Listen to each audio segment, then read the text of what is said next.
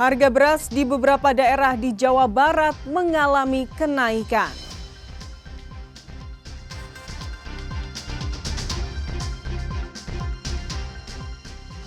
Kantor Samsat Pajajaran Kota Bandung kembali diserbu warga.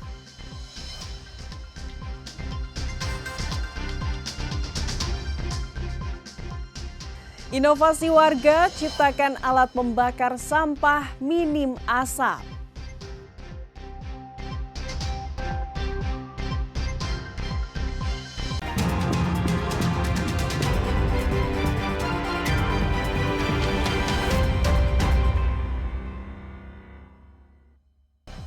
Selamat pagi saudara, selain ketiga informasi utama tadi, kami masih memiliki informasi menarik lainnya. Saya Fida Latas akan menemani Anda dengan berita independen, terpercaya. Kita simak Kompas Jabar selengkapnya.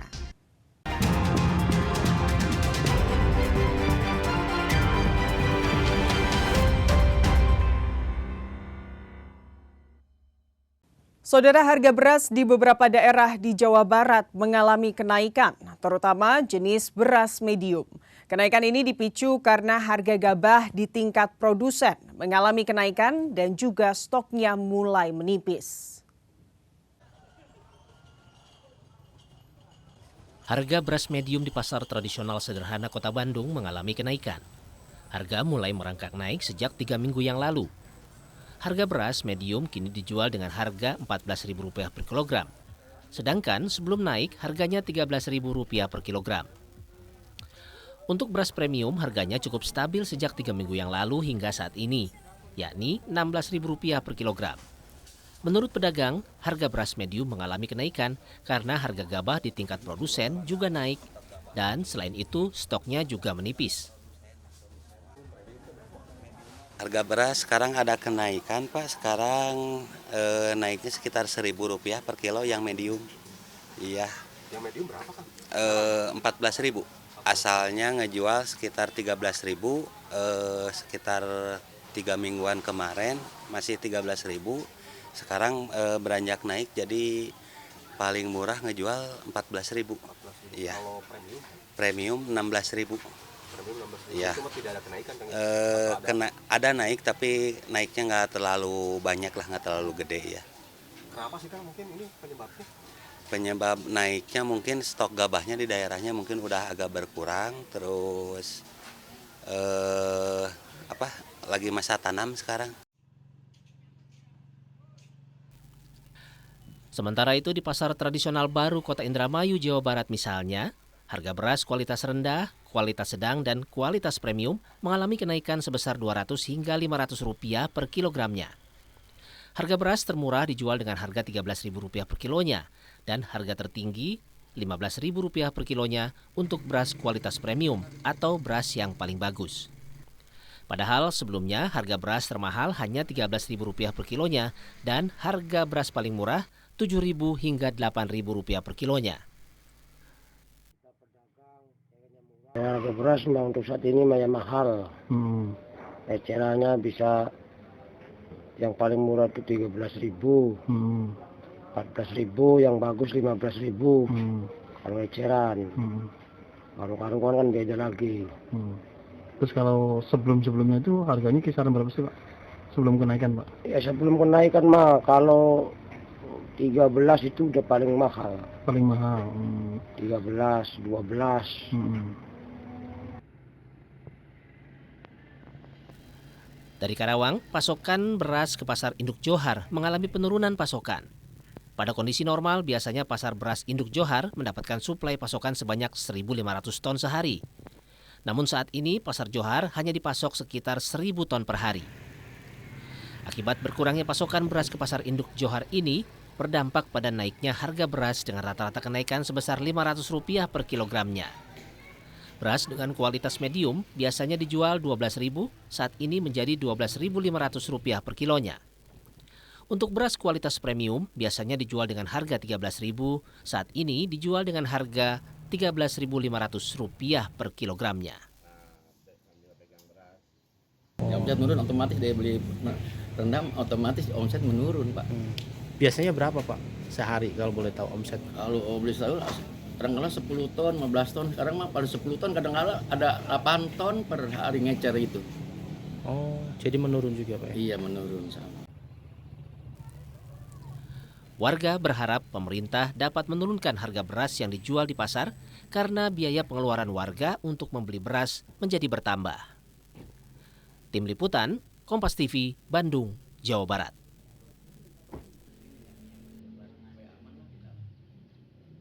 Harga beras di Kota Bandung juga mengalami kenaikan, salah satunya di Pasar Sederhana Kota Bandung. Kenaikan harga beras ini disebabkan harga gabah di produsen naik dan stoknya menipis. Berikut liputan reporter Reza Pratama dan juru kamera Andri Iskandar. Saudara, informasinya harga beras di wilayah Kota Bandung ini mengalami kenaikan.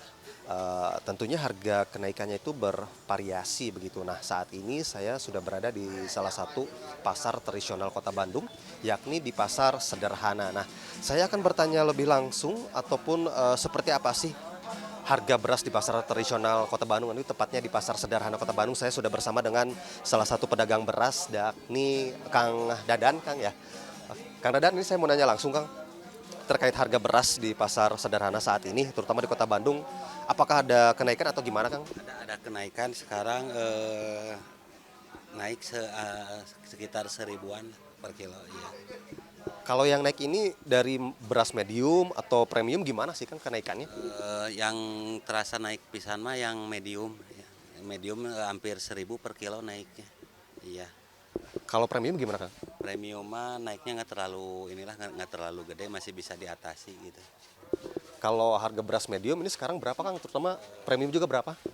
Medium 14.000, sekarang eceran asalnya 13.000, naik Rp1.000.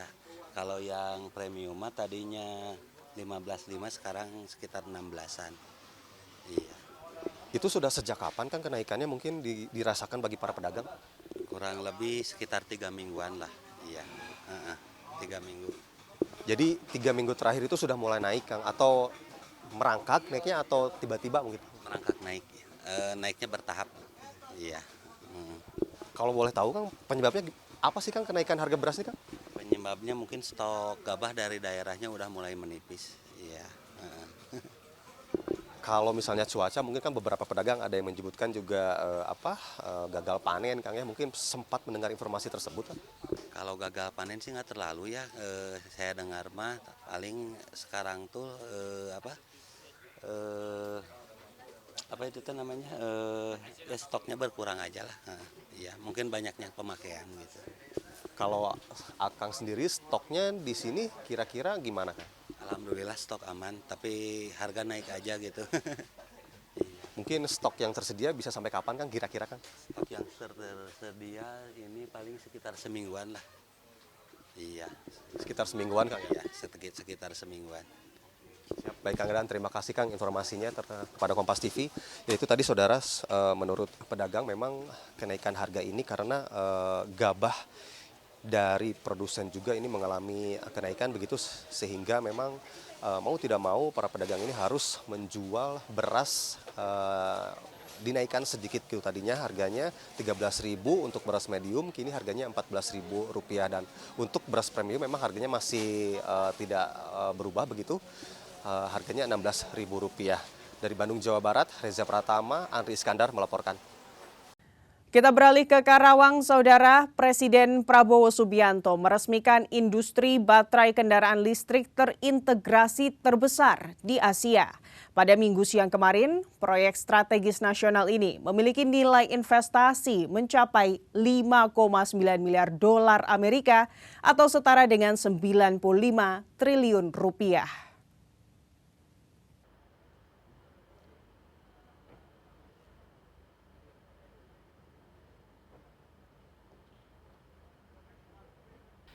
Industri terintegrasi ini meliputi 6 subproyek utama, mulai dari tambang nikel latrit di Halmahera Timur, fasilitas peleburan atau RKEF, pabrik hidrometalurgi, pabrik bahan katoda, hingga pabrik sel baterai litium ion di Karawang.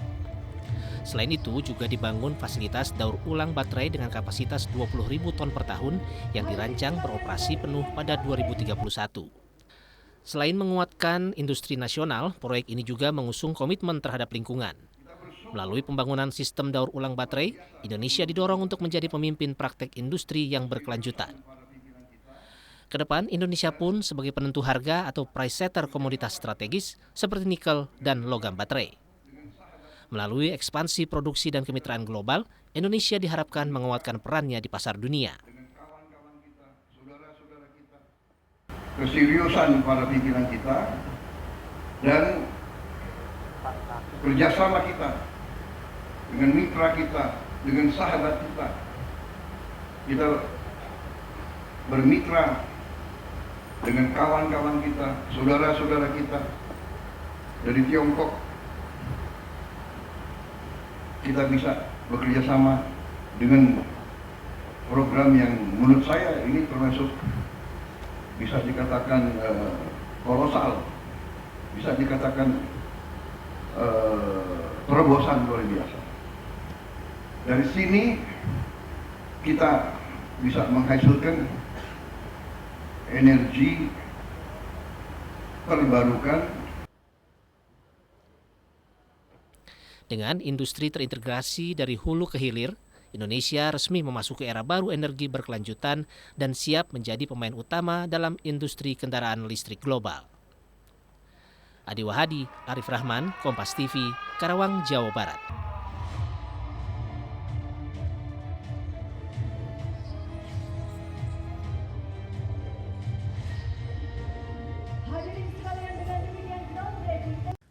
Saudara, Kota Bandung minim fasilitas publik ramah anak dan disabilitas. Informasinya akan hadir usai jeda.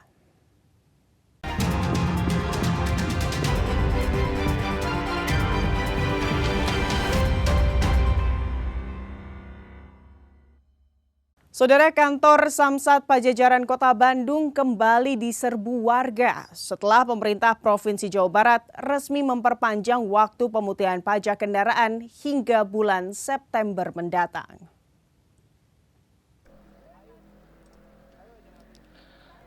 Kebijakan penghapusan denda dan tunggakan pajak kendaraan bermotor di Jawa Barat kembali diperpanjang.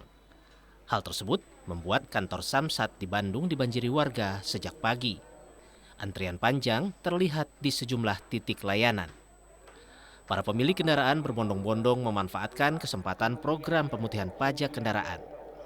Mereka mengaku ingin segera melunasi pajak tanpa terbebani tunggakan yang berlipat. Kemarin sih kalau nggak salah 12 tahun ya, udah mau jadul ya, yang udah agak ini. Cuma alhamdulillah dengan adanya pemutihan, cuma bayar sekitar 2 juta. 2 juta? Iya, terbantu banget. Bu, dengan program ini harapannya seperti apa, Bu? Ya, mudah-mudahan ke depannya pajak mobil bisa murah, lancar. Tapi kalau saya sih rutin kalau mobil yang satu bayar. Kepala Samsat Pajajaran mengaku program perpanjangan pemutihan pajak kendaraan berdampak kepada minat warga untuk membayar pajak. Bahkan naik hingga 3 kali lipat. Antusiasme masyarakat pastinya masih tetap banyak ya. Jadi terbukti pada hari ini tanggal 1 Juli, walaupun masih hari pertama, tapi masyarakat itu masih datang melebihi seperti biasanya sebelum ada program pemutihan. Nah, jadi memang kemarin juga masih banyak masyarakat yang istilahnya mengantri panjang. Kita sampaikan informasi bahwa program ini diperpanjang sampai 30 September, jadi masih banyak waktu untuk melakukan program pemutihan. Pemerintah Provinsi Jawa Barat resmi memperpanjang pemutihan pajak kendaraan hingga 30 September 2025. Kebijakan ini dikarenakan masih banyaknya wajib pajak yang belum bisa membayar dikarenakan belum mendapatkan giliran antrean di kantor Samsat di sejumlah wilayah di Jawa Barat. Sunandar, Kompas TV, Bandung, Jawa Barat. Jelang tahun ajaran baru 2025-2026, banyak warga Kabupaten Indramayu menggadaikan barang berharga untuk biaya sekolah putra dan putrinya. Hampir 85% barang yang digadaikan berupa perhiasan emas, karena masyarakat saat ini memahami investasi bagus adalah investasi emas.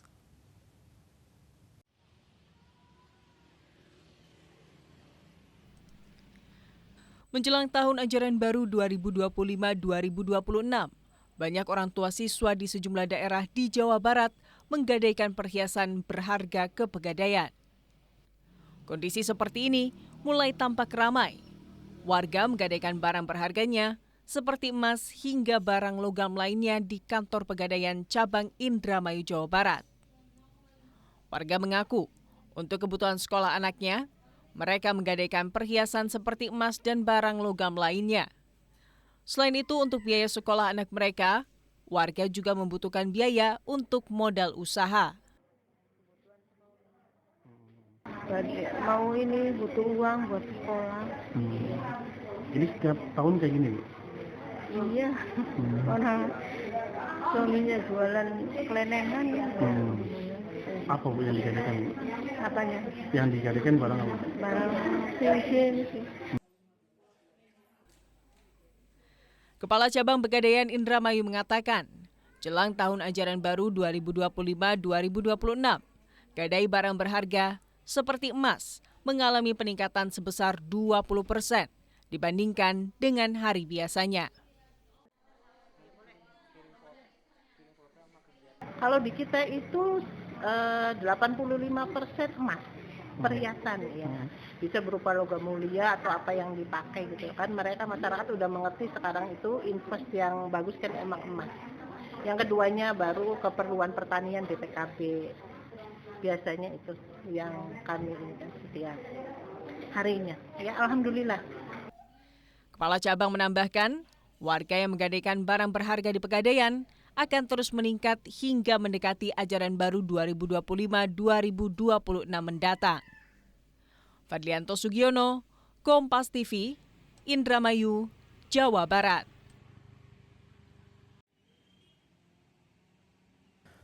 Saudara, Kota Bandung minim fasilitas publik ramah anak dan disabilitas. Salah satu fasilitas yang minim adalah trotoar. Tentunya masalah tersebut harus diatasi agar komitmen Kota Bandung untuk kota ramah disabilitas dapat terwujud.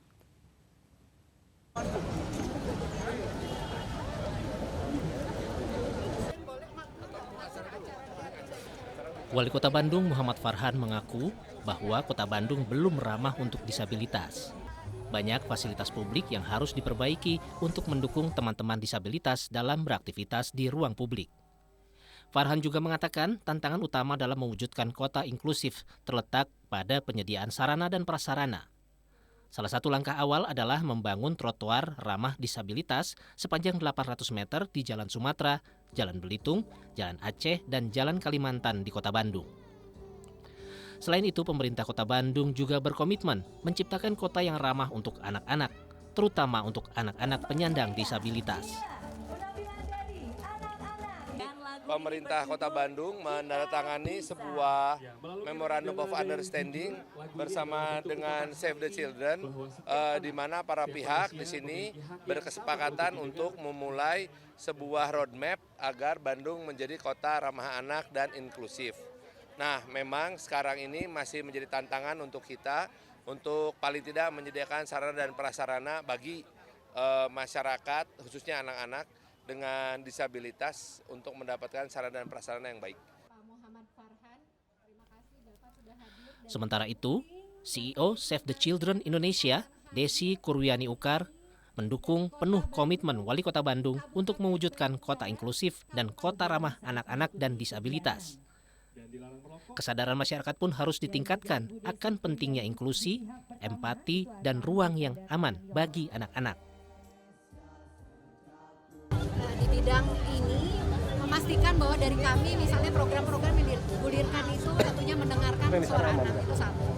Kedua, bagaimana komunitas, masyarakat, dan keluarga itu bisa berjalan beriringan, memastikan bahwa mereka mempunyai pemahaman yang cukup bagaimana kita bisa men-treat anak, melindungi anak, memperlakukan anak sebagaimana anak harus diperlakukan.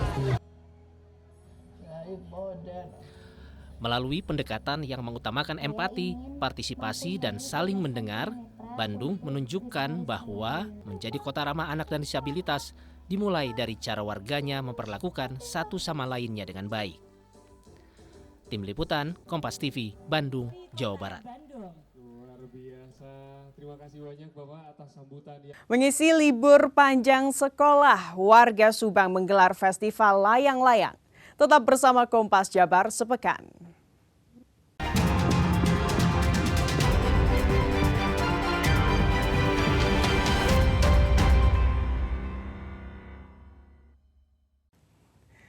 Saudara, seorang warga desa Kayu Ambon, Kecamatan Lembang, Kabupaten Bandung Barat, berinovasi membuat alat pembakar sampah minim asap. Alat yang bekerja memanfaatkan tenaga listrik 200 watt ini mampu menghancurkan 20 kg sampah. Di tengah persoalan sampah yang menumpuk, Ade Sugiman, warga desa Kayu Ambon, Kecamatan Lembang, Kabupaten Bandung Barat, berhasil menciptakan insenerator portable atau alat pembakar sampah minim asap. Alat pembakar sampah minim asap ini dirancang dengan teknologi yang memperhatikan keamanan dan efisiensi. Dengan single chamber atau satu ruang pembakar sampah, proses pembakaran dilakukan secara efisien tanpa ruang tambahan. Emang ini harus agak dijauhkan ya dari kendaraan gitu ya, karena ini meskipun ini pakai semen anti panas, tapi masih ada.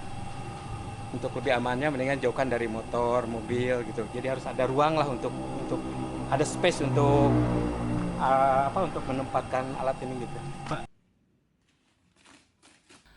Alat yang bekerja memanfaatkan tenaga listrik 200 watt ini mampu menghancurkan 20 kg sampah.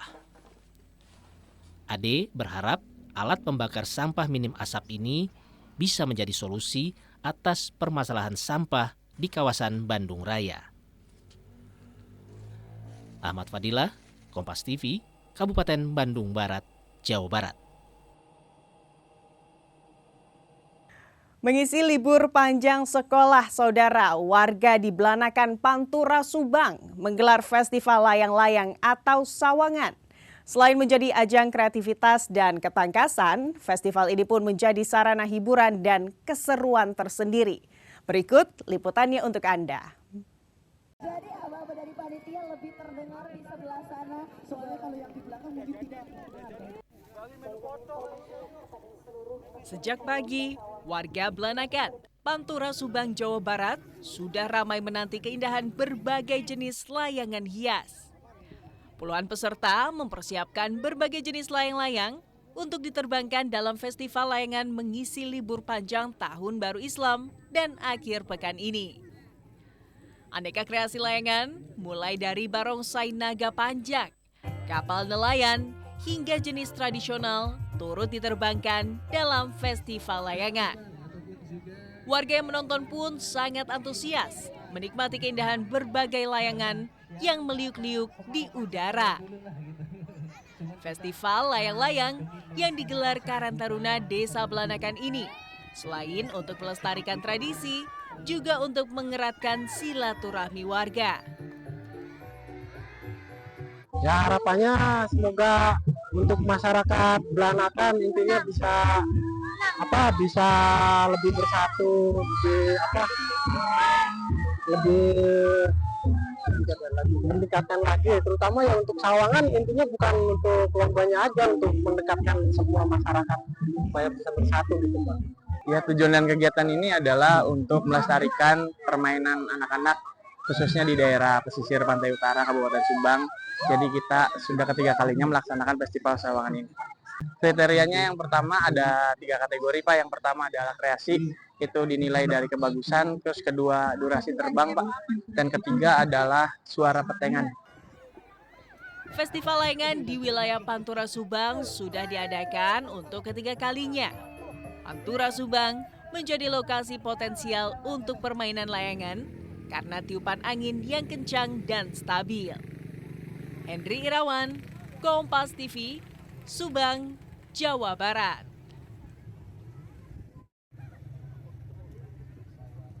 Saudara, dengan berakhirnya informasi tadi sekaligus mengakhiri Kompas Jabar Sepekan episode hari ini. Saya Fida Latas beserta kru yang bertugas mengucapkan terima kasih dan sampai jumpa.